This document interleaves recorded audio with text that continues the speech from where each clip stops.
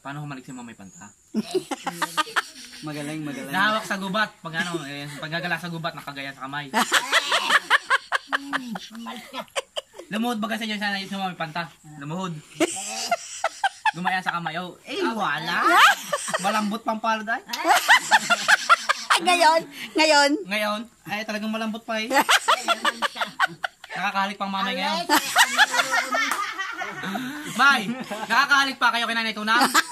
Hindi na, wala na, matanda na. Kung ari pa, pala ng nanay. kung ari pa, pwede pa. Ito lang ipin ni Kari pa, ano? Umalit ka. Hindi, isang tanong. Ilang tanong. Sa gubat, nakagayang kamay nyo. Anong pinag-uusapan nyo? Sila, wala ko.